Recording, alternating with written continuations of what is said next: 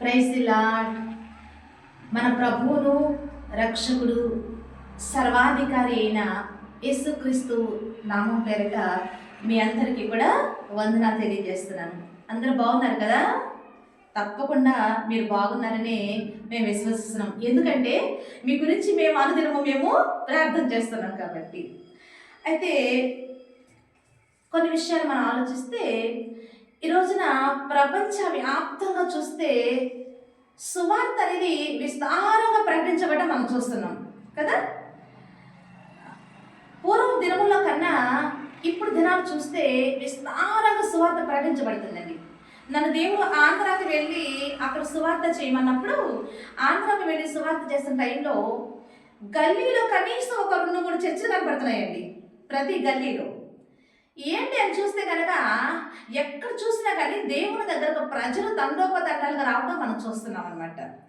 అంటే సువార్త విస్తారంగా ప్రకటించబడుతుంది, ప్రజలు కూడా దేవుని సన్నిధికి రావడం మనము చూస్తున్నాము. అయితే ఈ రోజున నేను కూడా క్రీస్తు మాటలు నేను ప్రకటిస్తున్నానండి. నిజానికి క్రీస్తు మాటలు ప్రకటిస్తానని వెనకటి దినములో ఒకసారి నేను చూస్తే కనుక అసలు నాకు కలలో లేదు, ఊహలకు కూడా అసలు ఆలోచించలేదు ఈరోజు నేను క్రీస్తుని ఈ విధంగా ప్రకటిస్తానని. మరి ఈరోజు నేను క్రీస్తుని ఎలా ప్రకటిస్తున్నాను? ఈ రోజున క్రీస్తుని గురించి ప్రకటించే వారు సంఖ్య పెరుగుతుంది, ఆ క్రీస్తు దగ్గరకు వచ్చే వారి సంఖ్య పెరుగుతుంది అనేది వాస్తవం. నన్ను నేనే చూసుకుంటే నేను ఎలా ప్రకటిస్తున్నాను ఈ రోజున? ఇది నా శక్తితో నేను ప్రకటిస్తున్నానా, నా జ్ఞానంతో నేను ప్రకటిస్తున్నానా అనేది నా గురించి నేనే ఆలోచించుకుంటే కనుక ఒకసారి ఇర్మియా గ్రంథంలో ఈ ఇర్మియా గారి దగ్గర కూడా దేవుడు వచ్చి ఆయన ఏమన్నాడంటే కనుక నా మాటల్లో వెళ్ళి ప్రకటించాలని చెప్పారండి. అప్పుడు ఇర్మియా గారు ఏమంటారంటే, అమ్మ నేను బాలుడును, నాకు మాట్లాడడం కూడా చేత కాదు అంటారండి. అయితే ఆ ప్రభువు నువ్వు బాలుని అనవద్దు, నీ నోటిలో నా మాటలు ఉంచి ఉన్నాను అన్నారండి. అప్పుడు ఇర్మియా గారు లోబడి దేవుని సువార్త ప్రకటిస్తుంటే, ఇర్మియా గారికి దేవుని సువార్త ప్రకటిస్తుంటే ప్రజల నుండి పాజిటివ్ ఉంటుంది, ఎప్పటికైనా నెగిటివ్ ఉంటుందండి. ఎప్పుడైనా జరుగుతుంది, అది పాజిటివ్ ఉంటుంది, నెగిటివ్ ఉంటుంది. అయితే అలా నెగిటివ్ వచ్చినప్పుడు ఇర్మియా గారు చాలా వేదన చెంది ఇర్మియా గారు ఏం మాట్లాడుతున్నారు ఒకసారి చూస్తే కనుక ఇర్మియా గ్రంథం 20వ అధ్యాయము ఒకసారి 9వ వచనం చదివితే కనుక,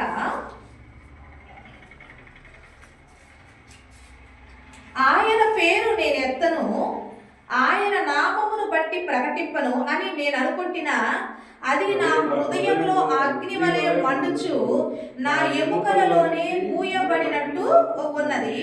నేను ఓర్చి విసిగి ఉన్నాను, చెప్పక మానలేదు అన్నాడండి. అంటే ఇర్మియా గారుకి నెగిటివ్ వచ్చినప్పుడు ఆయన ఎప్పుడు ప్రకటిస్తున్న ఆయనకు ప్రజలు చాలా నెగిటివ్గా మాట్లాడారంట. అప్పుడు ఇర్మియా గారంట, నేను ఈ మాటలు నేను చెప్పను, ఎక్కడ నేను చెప్పినా నా మీద బలాత్కారంగా నా మీదకి వస్తున్నారు, బలాత్కారం జరుగుతుంది, కాబట్టి నేను ఈ సువార్త నేను చెప్పను, ఈ మాట నేను ప్రకటించను అని ఇర్మియా గారు అలా అంటే, కానీ ఇర్మియా గారు లోపల హృదయం అంట మండుతుందంట. అందుకని అది నేను చెప్పకూడదు అనుకున్నప్పటికీ కూడా నా హృదయం మండుతుంది, నా ఆత్మ మండుతుంది, నేను ఈ మాటలు చెప్పలేక ఉండలేకపోతున్నాను, చెప్పక నేను ఉండలేను అంటున్నాడండి ఆయన. చూడండి, ఈ ఇర్మియా గారి జీవితంలో జరిగినదే ఈ రోజున నా జీవితంలో కూడా జరిగిందండి. నేను కూడా ఈరోజు దేవుని మాటలు ప్రకటిస్తున్నానంటే నేను చాలాసార్లు నా సాక్ష్యం చెప్తూ ఉండేదాన్ని. ఏంటంటే కనుక నేను దేవుని దగ్గరికి ఎలా వచ్చానంటే ఒక శ్రమలో, ఒక ప్రాణాపాయ స్థితిలో దేవుని దగ్గరకు వచ్చి నా ప్రాణాన్ని నిలుపని దేవుని సన్నిధిలో విజ్ఞాపన చేశానండి. ఆయన నా ప్రాణాన్ని నిలపడమే కాదు, కానీ ఆయన ఏమీ తెలియని ఆ దేవుని జ్ఞానమే లేని నన్ను ఈ రోజున దేవుని జ్ఞానమును నేర్చుకోవడానికి ఒక తల్లిదండ్రులు చిన్న పిల్లలను ఏ విధంగా చిన్నప్పటి నుంచి స్కూలుకు పంపించి ఏబిసిడి నేర్చుకొని ఆ తర్వాత ఉన్నతమైన చదువుకొని ఎంత ప్రయాసపడతారో ఈ రోజున తండ్రి నాయనలో కూడా అలా ప్రయాసపడ్డాడండి. ఈ రోజున ఏమి బైబిల్లో ఓనామానే తెలియని ఆ స్థితిలో ఉన్న నన్ను ఈ రోజున ఆయన వాక్యాన్ని ప్రకటించే మహా జ్ఞానవంతురాలుగా ఈరోజు నన్ను చేయడానికి తండ్రి ఎంతగానో ప్రయాసపడి ఆ మాటలను నా హృదయంలో నింపి ఈ మాటలు ప్రకటించమని దేవుడు అన్నప్పుడు నేను కూడా, దేవుడు నాకు నేర్పినప్పుడు నేర్చుకుని ఈ మాటలు ప్రకటించమన్నప్పుడు నేను కూడా ఇర్మియా గారు చెప్పినట్లే నేను కూడా చెప్పానండి. ఎందుకంటే ఈ రోజున చాలా మంది దేవుని మాట ప్రకటించడానికి ఇష్టపడి ప్రకటిస్తున్నారు అనుకుంటున్నారేమో, కానీ ఈరోజు చాలా మంది దేవుని పని చేయడానికి ఎవరు కూడా తొందరగా ఇష్టపడండి. ఆ లిస్టులో నేను కూడా ఉన్నాను. బైబిల్ గ్రంథంలో మోషే గారిని పిలిచాడు దేవుడు. మోషే గారు కూడా నేను వెళ్ళను, నేను నోటి మార్చం కలవని అన్నాడండి. యోనా గారిని పిలిచాడు దేవుడు. యోనా గారు నీ వెళ్ళమంటే నేను నేనే పట్టణానికి వెళ్ళమంటే తర్షీషు పట్టణానికి పాల్పోయినట్టు మనం చూస్తున్నామండి. అపొస్తలుల విషయంలో కూడా అదే జరిగిందండి.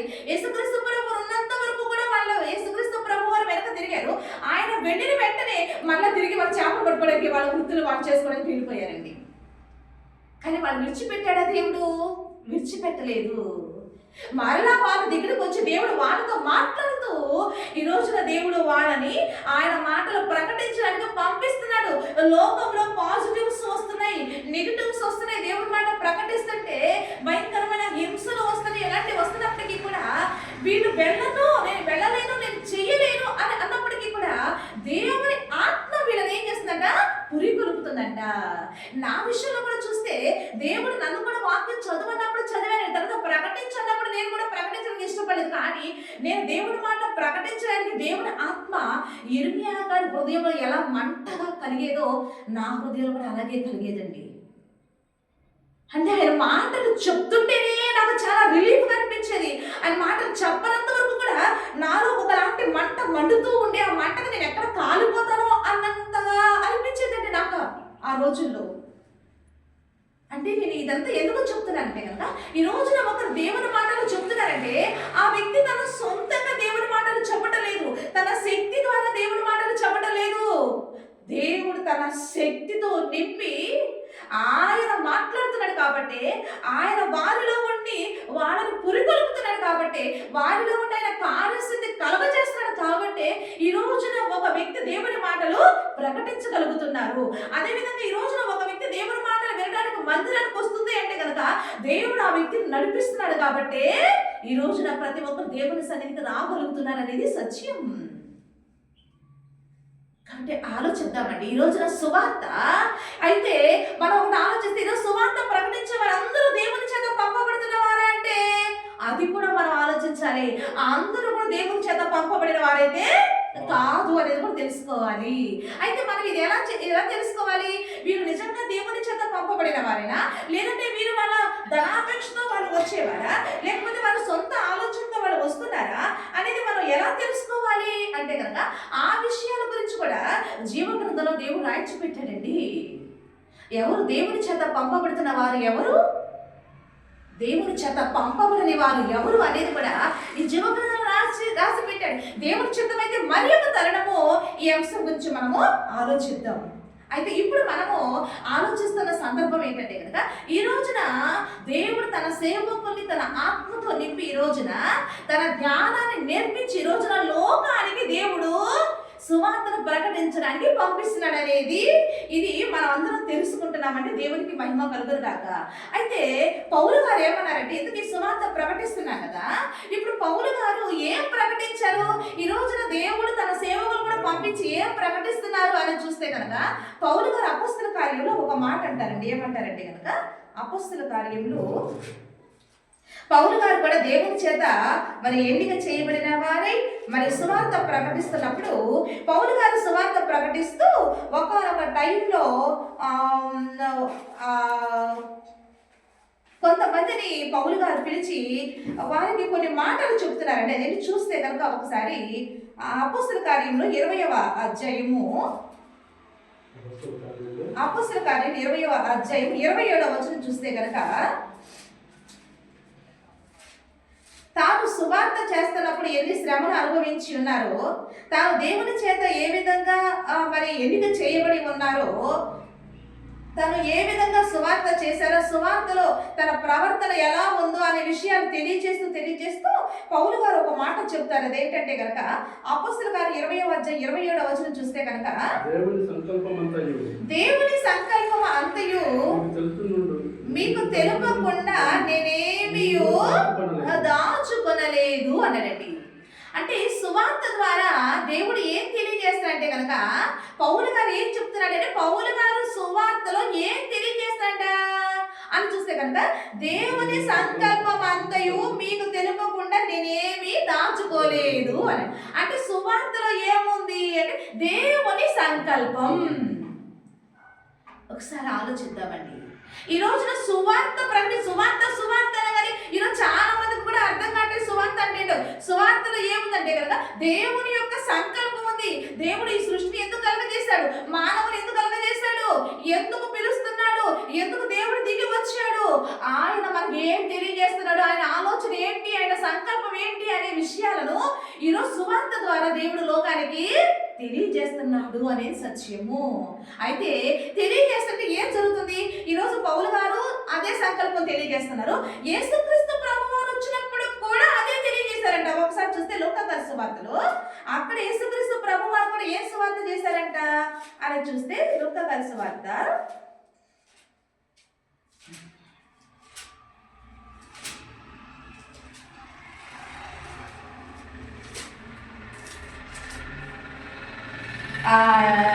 7వ అధ్యాయము 30వ వచనం ఒకసారి చూస్తే కనుక 7వ అధ్యాయము 30వ వచనం చూస్తే 30వ వచనం చూస్తే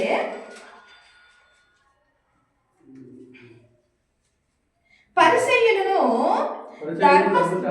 ధర్మశాస్త్రోపదేశకులను అతని చేత బాప్తిసము పొందక తమ విషయమైన దేవుని సంకల్పమును నిరాకరించిరి అన్నదండి. అంటే యేసుక్రీస్తు ప్రభు వారు కూడా ఇక్కడ మరి సువార్త చేస్తుంటే అక్కడ కొంతమంది ధర్మశాస్త్రం ఉపదేశించే వారు ఉన్నారు కండి. పరిసయ్యులు ఉన్నారు, సద్దుకయ్యులు ఉన్నారు, శాస్త్రులు ఉన్నారు, ధర్మశాస్త్రం ఉపదేశించే శాస్త్రులు ఉన్నారు. వీళ్ళందరికీ కూడా దేవుని సంకల్పం ఇది అని యేసుక్రీస్తు ప్రభు వారు తన సువార్త ద్వారా తెలియజేస్తుంటే వాళ్ళందరూ అంట నిరాకరించారంట. యేసుక్రీస్తు ప్రభు వారిని వారు నిరాకరించారంట. చూడండి, ఇది సువార్త ప్రకటిస్తుంటే ఇప్పుడు నిరాకరించడమే కాదు, ఇప్పుడు కూడా చాలా మంది వ్యతిరేకిస్తున్నారా? ఇది ఇప్పుడు వ్యతిరేకించడమే కాదండి, ఆది నుండి కూడా సువార్తకు వ్యతిరేకత అనేది వస్తూనే ఉన్నది అనేది సత్యం. ఆ రోజు ఈ స్వయాన దేవాది దేవుడే భూలోకంలో అడుగుపెట్టి ఆయన కూడా సువార్త ప్రకటిస్తుంటే ఆ సువార్తలో దేవుని సంకల్పం ఏంటి తెలియజేస్తుంటే అప్పుడున్న శాస్త్రులు, పరిసయ్యులు, సద్దుకయ్యులు, ధర్మశాస్త్రోపదేశకులు కూడా అంట ఆయన మాటలంట, ఆయన సంకల్పానంట నిరాకరించారంట. ఒకసారి కొన్ని వచనాలు చూస్తే కనుక అపోస్తుల కార్యంలో అప్పుడు కూడా అపోస్తులు ప్రకటిస్తుంటే వాళ్ళు ఎలా నిరాకరించారో చూస్తే కనుక అపోస్తుల కార్యంలో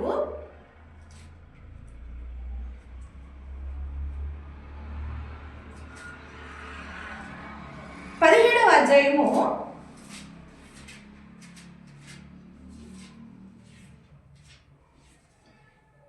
17వ అధ్యాయం ఒకసారి 18వ వచనం చూస్తే కనుక 18వ వచనం చూస్తే ఎపికూరీయులలోను స్తోయికులలోను ఉన్న కొందరు జ్ఞానులు అతనితో వాదించిరి, కొందరు ఈ వదలబోతు చెప్పున్నది ఏమిటి అని చెప్పుకున్నారు. అంటే సువార్త ప్రకటిస్తుంటే ఆ అపొస్తలుని పౌలు గారిని ఏమన్నారు, ఏంటి ఈ వదలబోతు చెప్పే మాటలు ఏంటి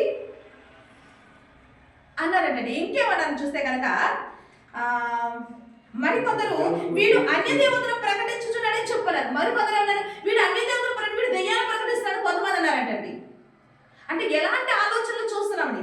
ఇంకా కొంతమంది ఏమంటారంటే కనుక కొందరు అయితే కనుక 32వ వచనం చూస్తే కనుక మృతుల పునరుద్ధానం నుంచి వారు విన్నప్పుడు కొందరు అపహాస్యం చేసి కొందరు ఎలా చేస్తారంట, అపహాస్యం ఎగతాళి చేస్తున్నారంట. ఇప్పటికీ ఉన్నాయా లేదండి? ఏమండి వదలబోతు చెప్పేది చెప్పేది నేనటం ఏంటి? ఇంకో విషయం ఏంటి చెప్పంటారా? మళ్ళీ పురుషులు కదంట, స్త్రీలు చెప్తే ఏంటంట, స్త్రీలు చెప్తే ఏమంటున్నారు, ఈ స్త్రీ చెప్తే పురుషులు మేమేంటమేంటి, పురుషాహంకారం కదా అని వాళ్ళు ఉన్నారండి, అలా అంటున్నారండి. కానీ దేవుని దృష్టిలో స్త్రీ అని లేదు, పురుషుడు యేసుక్రీస్తునందు అందరూ కూడా ఒక్కటే అనేది మనకు అర్థమైంది. నిజంగానే దేవుని దృష్టిలో స్త్రీ వాక్యం ప్రకటించకూడదు అనుకుంటే దేవాది దేవుడు నన్నెందుకు ఎన్నుకున్నాడు, నాకెందుకు ఆయన వచ్చి జ్ఞానాన్ని నాకు ఎందుకు నేర్పించాడు దేవుడు? నన్ను ఏ బైబిల్ ట్రైనింగ్ దేవుడు నన్ను పంపించలేదండి, స్వయాన దేవాది దేవుడి దిగి వచ్చి ఈ బైబిల్ జ్ఞానాన్ని నాకు నేర్పించాడండి. దేవుడు పాదాలతోనే నేర్చుకున్నాను ఈ మాటలు. అందుకే దేవుడు నాకు ఎలా కనపడుతుందో ఒక టీచర్, నాకు ఈ జ్ఞానం నీకు ఎవరు నేర్పించారు అని నన్ను ఎవరు అడిగితే నేనేం చెప్తానంటే కనుక యేసుక్రీస్తు ప్రభువారే నాకు టీచర్ అని చెప్తానండి. ఆయన నా టీచర్, ఆయన నాకు నేర్పించారు ఈ మాటలన్నీ కూడా. కాబట్టి నేను ప్రత్యక్షంగా అనుభవించిన, నేను ఇస్తున్న సాక్ష్యం ఇది. దేవుడి దృష్టిలో స్త్రీ అని లేదు, పురుషుడిని లేదు. దేవుడి దృష్టిలో అందరూ కూడా ఏకముగా ఉన్నారు. క్రీస్తు ఆత్మ కలిగి అందరూ ఏకంగా ఉన్నారని సత్యం. కాబట్టి కొందరు ఏమంటున్నారంట, మరి అపహాస్యం చేస్తున్నారంట. ఇంకొంతమంది ఏమంటున్నారంటే కనుక దీని గురించి నేను చెప్పినది ఇంకొకసారి వింటామని కొందరు అంటున్నారంట. కొందరు ఏమంటున్నారంటే కనుక మనుషులు అపహాస్యం చేసి ఎగతాళి చేసి కొందరు ఆ విధంగా మాట్లాడుతున్నారంట. కొందరైతే కనుక పౌలు చెప్పిన మాటలకు విశ్వాసం ఉంచి పౌలును హత్తుకొని ఉన్నారంట రాయబడిందండి.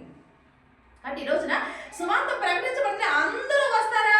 లేదు. దేవుని వాక్యాన్ని సెలవిస్తుంది, అందరూ సువార్తకు లోబడలేదు, అందరూ సువార్తకు లోబడలేదు, కానీ కొందరు లోబడుతున్నారు. ఆ కొందరులో ఈ రోజున నేను వచ్చానండి, ఆ కొందరులో ఈ రోజున మీరున్నారు అనేది సత్యం. దేవుని మహిమ కలుగును గాక. కాబట్టి ఈ రోజున నిరాకరించడం అనేది ఈ రోజున ఆ రోజు నుంచి కూడా దేవుని సంకల్పాన్ని నిరాకరించడం జరుగుతుంది. ఇది ఎప్పటి వరకు జరుగుతుంది? క్రీస్తు మరలా వచ్చేంత వరకు కూడా ఇది జరుగుతూనే ఉంటుంది. కొందరు అంగీకరిస్తారు, కొందరు అంగీకరించరు అనేది సత్యం. అందుకే అందరూ కూడా రక్షించబడరు. కానీ రక్షించబడిన మనకు అదేంటంటే దేవుని శక్తి. మిగిలిన మనకి ఏంటండి? వెర్రితనము. మిగిలిన మనకు అదేంటండి? వెర్రితనం. కాబట్టి నశించిపోయే వారికి అది ఎలా కనపడుతున్నాయి? దేవుని మాటలు వెర్రితనంగా కనపడుతున్నాయి. రక్షించడానికి రక్షింపబడుతున్న మనకు ఎలా కనపడుతున్నాయి అంటే కదా శక్తి, దేవుని శక్తిగా మనకు కనపడుతున్నాయండి. కాబట్టి ఈ రోజు ఆ దేవుని శక్తినే, ఈ రోజున శక్తి కలిగిన వాక్యాన్ని, శక్తి కలిగిన మాటల్ని ఈ రోజున మేము మీకు ప్రకటిస్తున్నాం. దేని ద్వారా అంటే కనుక దేవుని ఆత్మ ద్వారానే మేము ప్రకటిస్తున్నాం. ఇది మా శక్తి ద్వారా అయితే కాదు. ఈ రోజు నన్ను నేను ప్రకటిస్తుంటే అసలు నేనైతే ఒకప్పుడు ఏదో పని చేయాలని నాకు కూడా కొన్ని ఆశలు ఉంటాయి కదా లోపల. మనం అందరూ అనుకుంటావా లేదా? నేను ఈ పని చేయాలి. ఇప్పటికీ చిన్న పిల్లలు మనం పిలిచేవాడు, అరే నువ్వు చిన్నప్పుడు చదువుకుంటే అరే నువ్వు పెద్దయ్యాక ఏమవుతావు అడుగుతావా లేదా? అడుగుతావా లేదండి? పిల్లలు ఏమంటారు, నేను పోలీసులు అవుతా, నేను లాయర్ అవుతా, నేను కలెక్టర్ అవుతా. ప్రతి ఒక్కరికి కొన్ని ఆశలు లక్ష్యాలు ఉంటాయి కదండి. అలాగే నా జీవితంలో కూడా ఒక లక్ష్యం ఉండేది. కానీ ఎప్పుడైతే దేవాది దేవుడు ఆయన నన్ను దర్శించి మాట ప్రకటించమన్నారో ఈ రోజు నేను ప్రకటిస్తున్నాను. నా శక్తి ద్వారా కాదు, కానీ దేవుని యొక్క శక్తి ద్వారానే ఈ మాటలు ప్రతి ఒక్కరు ప్రకటించే ప్రతి ఒక్కరు కూడా ప్రకటిస్తున్నారు అనేది సత్యం. అయితే ఈ సువార్త ద్వారా దేవుడు ఏం తెలియజేస్తున్నాడంటే కదా తన సంకల్పాన్ని దేవుడు తెలియజేస్తున్నాడు అనేది సత్యం. అయితే ఈ రోజు ఈ సంకల్పాన్ని చాలా మంది ఏం చేస్తారంటే కనుక నిరాకరిస్తున్నారు, చాలా మంది వ్యతిరేకిస్తున్నారు, చాలా మంది వదపోతు చెప్పేది ఏంటి అని మాట్లాడుతున్నారు, చాలా మంది తిరుగుబాటు చేస్తున్నారు, హింసిస్తున్నారు, చంపేస్తున్నారు. అయితే సువార్త ఆగుతుందా? ఆగట్లేదండి. అందుకే ముందుగా చెప్పాను కదండి, ఒకప్పుడు సువార్త కన్నా ఇప్పుడు సువార్త ఎలా అంటే గల్లీ గల్లీలో ఒక 4-5 చర్చిలు ఉంటాయండి. అంటే ఎంత హింసించబడుతుంటే సంఘం అంతగా ఏమవుతుంది? అభివృద్ధి అవుతుంది. అందుకే సంఘం అంట హింసల్లోనే సంఘం కట్టబడిద్దంట. అది దేవుడి యొక్క చిత్తం. దేవుడి మహిమ కలుగును గాక. అందుకే హింసించబడుతున్న మీరందరికీ దేవుని సహోదరిగా నేనేం చెప్తున్నాను, దేవుని కుమార్తెగా నేనేం చెప్తున్నాను కదా, ఎవరు బాధపడుతుంది. మనకి హింస జరుగుతుందంటే కనుక దాని వెనక మనకి దేవుడు ఏం చేస్తాడంటే కనుక అది అభివృద్ధి అవుతుంది అని మనం అర్థం చేసుకుంటాము. దేవుని మహిమ కలుగును కాక. అయితే ఒక విచిత్రమైన ఆలోచన బైబిల్ గ్రంథంలో నుంచి ఒక ఆశ్చర్యకరమైన సంగతి నేను చూసినప్పుడు చాలా ఆశ్చర్యపోయానండి. అది ఈరోజు తెలియజేయడానికి మీ ఎదురుగా మీ సహోదరిగా వచ్చానండి. ఏంటంటే కనుక ఈ రోజున సువార్త మనం ఎవరు ప్రకటిస్తున్నామండి? మనుషులు మనం ప్రకటిస్తున్నాం. మరి ఇంతవరకే తెలుసు వీళ్ళు మనుషులు ప్రకటిస్తున్న మనుషులు అడ్డగిస్తున్నారేమో మనం అంతవరకే చూస్తున్నాం. కానీ ఆశ్చర్యమైన మన సంగతి ఏంటంటే దావీదు గారు కీర్తన 19లో ఆయన ఏమంటారంటే ఒకసారి చూస్తే కనుక కీర్తనలో 19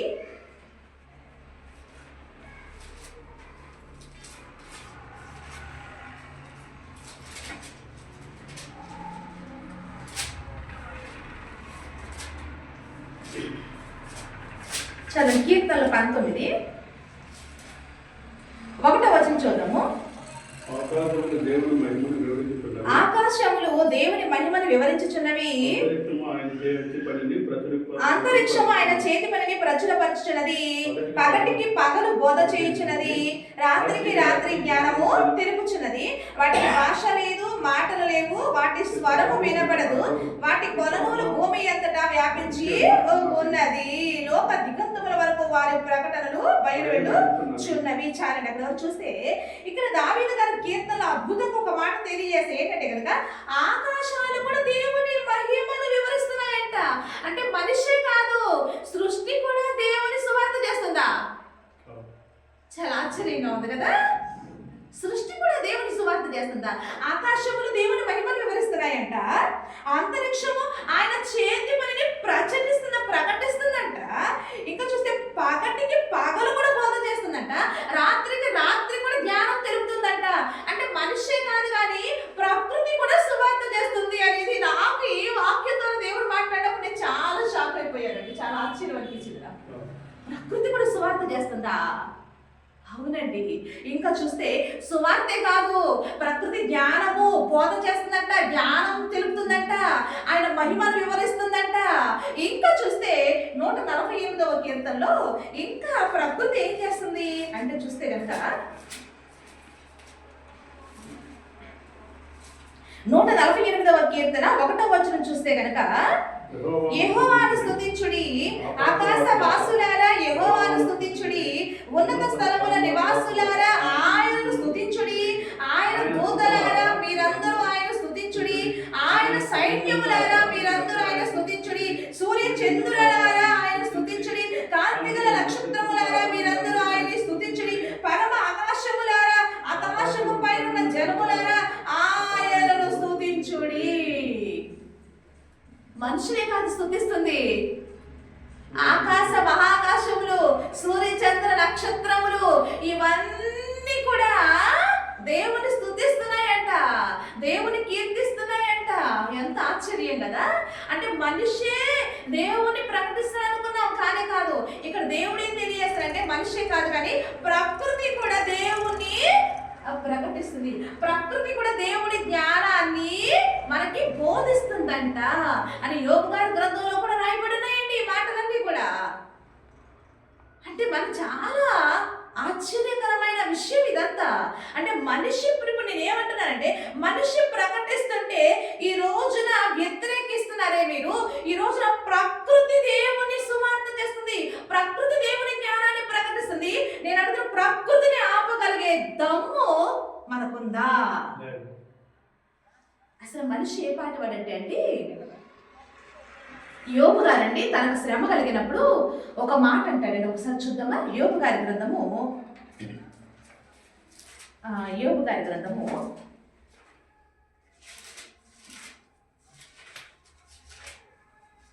6వ అధ్యాయము 11వ వచనం చూస్తే కనుక యోబు గారికి చాలా భయంకరమైన శోధన వచ్చింది, చాలా శోధించబడుతున్నాడు. ఆ టైంలో యోబు గారు ఒక మాట అంటారు, ఏంటి అంటే కనుక నా బలం ఏ పాటిది, నేను కనిపెట్టుకున్నట ఏడా, నా అంతము ఏ పాటిది, నేను తానుకున్నట ఏడా, నా బలము రాళ్ళ బలము వంటిదా, నా శరీరము ఇత్తడిదా అన్నాడండి. మనిషి ఏ పాటోడండి, మనిషి నువ్వు అడ్డుకుంటున్నావేమో, ప్రకృతి నువ్వు అడ్డుకోగలవా అండి? ఆలోచిద్దాం. ప్రకృతి అడ్డుకోగలవా? ప్రకృతిని ఆపగలవా? ఆ సముద్రం పొంగి పొరలకుండా మనిషి ఆపగలడా? ఆ వరదలు రాకుండా మనిషి ఆపగలడా? తుఫాను రాకుండా మనిషి ఆపగలడా? పంచభూతాలను ఆపగలిగే శక్తి మనిషికి ఉన్నదా? లేదండి. మరి ఈ రోజున మనిషిని సువార్త చేయకుండా ఆపుతున్నారు చాలా మంది, వ్యతిరేకించే వాళ్ళు ఉన్నారు కదా, అనేవాళ్ళు ఉన్నారు. ఈ రోజున ప్రకృతి దేవుని మహిమపరుస్తుంది, ప్రకృతిని దేవుని గురించి బోధ చేస్తుంది, ప్రకృతి దేవుని జ్ఞానాన్ని ప్రకటిస్తుందంట. మరి ప్రకృతిని ఆ దేవుని స్తుతిస్తుందంట. మరి ఈ రోజున ప్రకృతి దేవుని స్తుతించకుండా ప్రకృతిని నువ్వు ఆపగలవా? ఆపే శక్తి నీకుందా అని మనం ప్రశ్నిస్తున్నామండి. ఆలోచిస్తే ఇక్కడ యోబు గారు అంటే నా బలం ఏ పాటిది, నా బలం ఏమన్నా రాళ్ళ వంటిదా, నా శరీరం ఏమైనా ఎత్తడిదా అన్నాడండి. ఈ రోజున మనం ఎవరండి? మాంసం ముద్దలం అండి. ఒక్క పెద్ద రాయి వచ్చి మన మీద పడిందంటే పచ్చడి పచ్చడి అయిపోతాం కదా, అవునా? అంటే మనం ఏ పాటి వాళ్ళము, మన బలం ఏ పాటిది? అసలు యాకోబు గారి గ్రంథంలో దేవుడు ఏమన్నా, నీ జీవం ఏ పాటిది, ఎంతలో కనపడి అంతలో మాయమైపోయే ఆవిరి వంటి వారు మీరు అన్నాడంట ఆయన. కాబట్టి వీటి గురించి మనకు అర్థమైనప్పుడు ఏం చూసి మనకు గర్వం వస్తుంది, నేనేంటో నాకు అర్థమైనప్పుడు ఏం చూసి నాలో అహంకారం వస్తుంది, నేనేంటో అర్థమైనప్పుడు ఈ రోజున ఏం చూసిన దేవుడికి విరోధంగా నేను పాపం చేయగలము మనము. అందుకే ఈ రోజున నువ్వేంటో నీకు అర్థం కావాలి. ఈ రోజున మనమేంటో మనకు అర్థమైనప్పుడు మనం అప్పుడు పరిశుద్ధంగా జీవించగలము, దేవుని భయముతో మనం జీవించగలము, పాపం చేయకుండా మనము జీవించగలమండి. మన బ్రతికేంటో, మన జీవం ఏ పాటదో మనకు అర్థమైనప్పుడు మనము జాగ్రత్తగా మనము జీవించగలం అనేది సత్యం. కానీ ప్రకృతిని ఆపే శక్తి ఎవరికి కూడా లేదు అనేది మనకి అర్థమవుతుంది.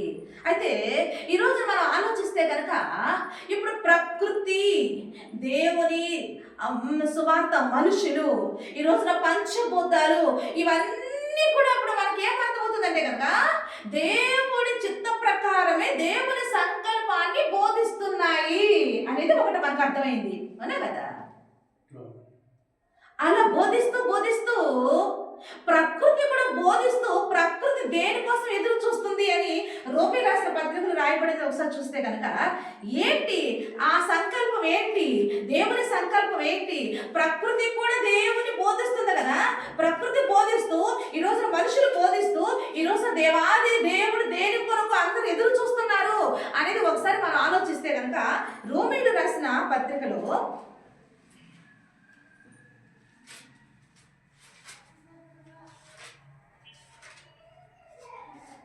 8వ అధ్యాయము ఒకసారి 19వ వచనం చూస్తే కనుక 19వ వచనములో దేవుని కుమారుల ప్రత్యక్షత కొరకు సృష్టి మిగుల ఆశతో తేరి చూచుచు కనిపెట్టుచున్నది. చాలండి. అంటే ఈ సువార్త ప్రకటించటములో దేవుని సంకల్పం ఒకటి ఉందనుకున్నా కదా. ఇంతకు ఏంటి ఆ సంకల్పం? ఈ సృష్టి కూడా దేవుని సువార్త ప్రకటించటంలో వాళ్ళకున్న ఆలోచన ఏంటి, ఏం ఎదురు చూస్తున్నారు అని చూస్తే కనుక ఇక్కడ సృష్టి అంట మిగుల ఆశతో అంట ఎదురు చూస్తుందంట. దేని వరకు ఎదురు చూస్తుందంట? దేవుని కుమారుల ప్రత్యక్షత కొరకు చూస్తుందంట. ఏంటి ఇందులో మనం తెలుసుకోవాల్సింది? ఈ రోజున సువార్త ద్వారా దేవుడు మనందరిని ఎందుకు పిలుస్తున్నాడంటే కనుక నువ్వు దేవుని కుమారుడుగా నువ్వు ప్రత్యక్షం అవ్వాలి. అంటే నువ్వు దేవుని కుమారుడు కాదా? ఇప్పుడు భూమి మీద ఉన్న వారందరూ దేవుని కుమారులు కాదా? ఒకసారి ఆలోచిస్తే లోకకారి సువార్తలో యేసుక్రీస్తు ప్రభు వారి యొక్క పుట్టు గురించి, జనరేషన్స్ గురించి రాయబడింది కదండి. అలా రాయబడుతూ ఆయన ఏమన్నాడంటే కనుక ఆదాము దేవుని కుమారుడు అని రాయబడింది. ఒకసారి ఆ రిఫరెన్స్ చదివి మనం ముందుకెళ్తే అర్థమవుతుంది. ఒకసారి ఆ లోకకారి సువార్త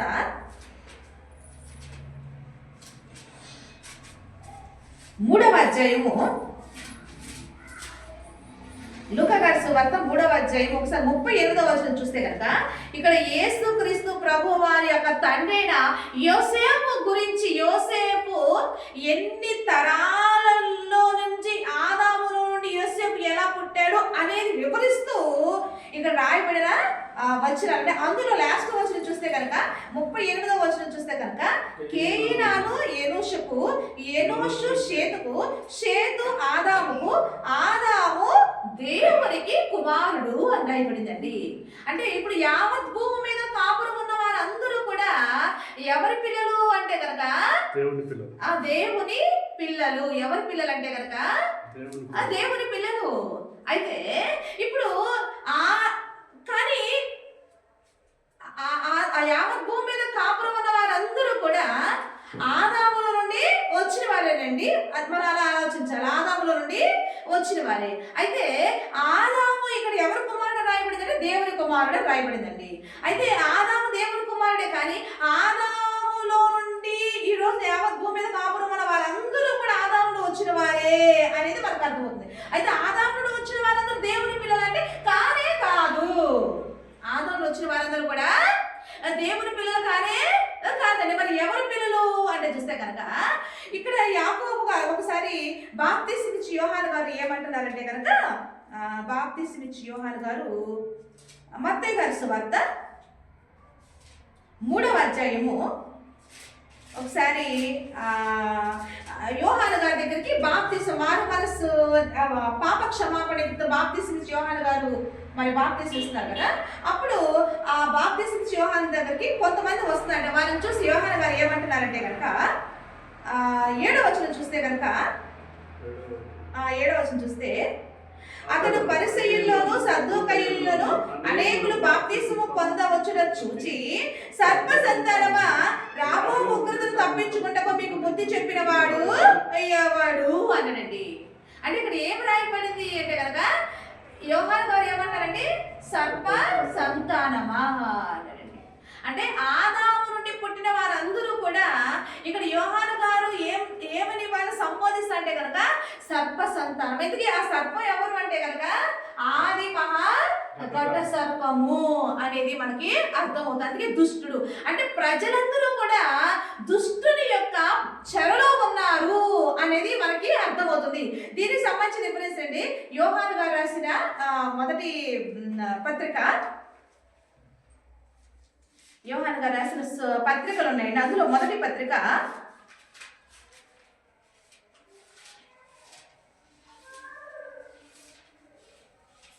5వ అధ్యాయము 19వ వచనం చూస్తే కనుక మనము దేవుని సంబంధమనియు లోకమంతయు దుష్టుని యందు ఉన్నదని ఎరుగుదుము అని రాయబడిందండి.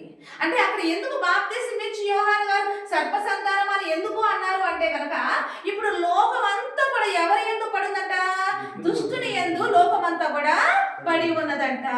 అంటే దుష్టుని యందు పడి ఉన్నది అంటే ఇప్పుడు ఆదాము ఆజ్ఞను అతిక్రమించడం వల్ల లోకంలోకి ఒక మనిషి ద్వారా ఏమొచ్చిందంటే కనుక పాపం అనేది వచ్చింది. కాబట్టి ఆదాము తర్వాత కాలం ఏదైనా తోటలో నుండి బయటకు నెట్టవేయబడిన తర్వాత ఆదాము పిల్లలు కన్నట్టు మనం చూస్తున్నాం. ఆ పిల్లలు కూడా ఎలా కన్నాడంటే తన పోలికలో తన స్వరూపంలో ఆదాము పిల్లల కనెను అనేది ఆది కాండం రాయబట్టి మనం చూస్తున్నాము. కాబట్టి ఇప్పుడు అందరూ కూడా యావత్ భూమి మీద కాపురమున్న వాళ్ళందరూ ఆదాములో వచ్చిన వారు వీళ్ళందరూ కూడా ఎవరి సంతానంగా కనపడుతున్నారంటే కనుక ఆదాము సంతానంగా కనపడుతున్నారు, కానీ దేవుని సంతానంగా వాళ్ళు కనపడలేదు అనేది మనకు అర్థమైన సత్యం. అయితే ఈ రోజున సర్వాధికారి అయిన దేవుడు మనందరినీ కూడా పిలిచి ఆయన మనకి ఏం అధికారం ఇస్తున్నాడు అని చూస్తే కనుక ఈ రోజున మనుషుల ద్వారా తన సంకల్పాన్ని దేవుడు ప్రకటిస్తూ లోకానికి సువార్త తెలియజేస్తున్నాడు. అదేవిధంగా ఈ రోజున ప్రకృతి ద్వారా కూడా దేవుడు లోకానికి సువార్త ద్వారా తన బోధ తెలియజేస్తున్న ప్రకృతి కూడా మనం చూసాము. అయితే ఇదంతా ఎందుకు అంటే కనుక సృష్టి అంట దేవుని కుమారుల ప్రత్యక్షత కొరకు మిగుల ఆశతో తేరి చూస్తుందంట. అంటే దేవుని కుమారుడు అంటే లోపల దుష్టుని చెల్లు నుండి ప్రతి ఒక్కరు ఈ సువార్త ద్వారా దేవుని సంకల్పం ఏంటో అర్థమైనప్పుడు వీళ్ళందరూ కూడా ఎలా మార్పు చెందాలా, ఎలా ట్రాన్స్ఫర్ అయిపోవాలంటే దేవుని కుమారులుగా వాళ్ళు మళ్ళా మార్పు రావాలంట. అందుకే మీరు మారు మనసు పొందండి అన్నాడు. అందుకే మీరు ఒక క్రొత్తగా జన్మించండి అంటున్నాడు. అందుకే మీరు యేసుక్రీస్తునందుకుంటే మీరు నూతన సృష్టి అని దేవుడు మనకి తెలియజేస్తున్నాడు. అందుకే యోహాను గారి సువార్తలో ఒకసారి 1వ అధ్యాయము 12వ వచనం చూస్తే కనుక యోహాను సువార్త 1వ అధ్యాయము 12వ వచనం చూస్తే తన్ను ఎందరు అంగీకరించిరో వారందరికీ అనగా తన నామమునందు విశ్వాసం ఉంచిన వారికి దేవుని పిల్లలగుటకు ఆయన అధికారము అనుగ్రహించెను రాయబడిందండి. అంటే సృష్టి దేవుని కుమారుల ప్రత్యక్షత కొరకు మిగుల ఆశతో తేరు చూస్తుందంట. ఏంటా దేవుని కుమారులు ఎప్పుడు అవుతారు అంటే కనుక ఈ యేసుక్రీస్తుని గురించి సువార్త మనం ప్రకటిస్తున్నామే ఆయన సంకల్పాన్ని ఎప్పుడైతే వాళ్ళు అర్థం చేసుకుని యేసుక్రీస్తు నామమున ఎప్పుడైతే విశ్వాసం ఉంచుతారో యేసుక్రీస్తుని ఎప్పుడైతే అంగీకరిస్తారో ఆ అంగీకరించిన వారందరికీ కూడా దేవాది దేవుడు ఏం చేస్తాడంట? దేవుని పిల్లలుగా మనకేమి ఇస్తాడంట? అధికారము. చూస్తారండి? అంటే ఈ రోజున ఈ సువార్త ఒక కారణం లేకుండానే మనం సువార్త చేస్తున్నామా? లేదండి. ఈ రోజున దుష్టుని చెరలో ఉన్న మీరందరూ కూడా దేవుని కుమారులుగా మీరు మార్పు చెందాలనే ఈరోజు సువార్త ప్రకటించబడుతుంది. దేవుని కుమారులుగా మార్పు చెందకపోతే జరిగే నష్టం ఏంటంటే కనుక మీరు ఏమైపోతారంటే కనుక నశించిపోతారు అనేది సత్యం. అందుకే మీరు నశించిపోకుండా ఉండడానికి పోగొట్టుకున్న దేవుని కుమారుడిగా పోగొట్టుకున్న అధికారాన్ని ఈ రోజున దేవాది దేవుడు యేసుక్రీస్తు ప్రభువు దిగి వచ్చి ఈ రోజున మరలా మనకి ఆయన కుమారుడిగా మనకు అధికారం అనుగ్రహించడానికి దేవాది దేవుడు దిగి వచ్చాడండి. ఇది సత్యం. కాబట్టి దేవుడు మనల్ని ఎంతో ప్రేమించి మనకు ఆయన కుమారుడుగా మనకి అధికారం ఇవ్వడానికి ఈరోజు మిమ్మల్ని అందరం పిలుస్తుంటే మీరు మాకు వద్దు అని అంటున్నారంటే మీరు దేని కోరుకుంటున్నారంటే కనుక మీరు దేని కోరుకుంటున్నారంటే మరణాన్ని కోరుకుంటున్నారని సామెతల గ్రంథంలో రాయబడిందండి. నశించిపోతామండి. యేసుక్రీస్తు ప్రభు వారు నాకు వద్దు, ఆయనకు దేవుని కుమారుడుగా నాకు అధికారం నాకు వద్దు అంటే మనం నశించిపోతాము. మన ఆత్మ నిత్య నరకాగ్ని గుండానికి వెళ్ళిపోతుందండి. కాబట్టి ఆలోచిద్దాం. దేవుని కుమారుడు ఆయన మనల్ని రక్షించడానికి వచ్చాడండి. దేవుని కుమారుడు మనల్ని రక్షించడానికి వచ్చాడండి. మనందరినీ కూడా దేవుని కుమారుడు ఆ పోగొట్టుకున్న అధికారాన్ని మనకిచ్చి మనల్ని ఆ పరలోకము సంపాదించుకోవడానికి మనకు ఒక కృప ఇవ్వడానికి వచ్చాడండి. కాబట్టి ఆలోచిద్దామండి. దేవుడు మనల్ని ఎంతో ప్రేమిస్తున్నాడు. కాబట్టి మనకి ఆ సువార్త ద్వారా ఈరోజు మనందరినీ తన పిల్లలుగా మనల్ని స్వీకరించడానికి దేవాది దేవుడు మనల్ని పిలుస్తున్నాడండి. ఆయన పిలుపును మనము తృణీకరిద్దామా? ఆయన పిలుపును మనం అంగీకరించి మనము ఆ యొక్క మోక్షాన్ని సంపాదించుకుందామా? ఆలోచిద్దాం. దేవుడు మనందరికీ కూడా జ్ఞానేంద్రియం ఇచ్చాడు కదా. కాబట్టి మనకిచ్చిన ఆ జ్ఞానేంద్రియములతో ఈ రోజున సత్య అసత్యాలు ఏంటి అని మనం ఆలోచించి సత్యాన్ని మనం అంగీకరించి ఆ సత్యవంతుడైన ఆ దేవుని మనం స్వీకరించి దేవుని కుమారుడుగా మనం మార్పు చెంది ఆయన కుమారుడుగా మన అధికారం సంపాదించుకొని ఆ మోక్షాన్ని సంపాదించుకొని మనస్ఫూర్తిగా మీ సహోదరిగా నేను కోరుకుంటూ ఈ మాటలు మీకు తెలియజేస్తున్నాను. దేవునికి మహిమ కలుగును గాక. ఆమేన్. ఆమేన్.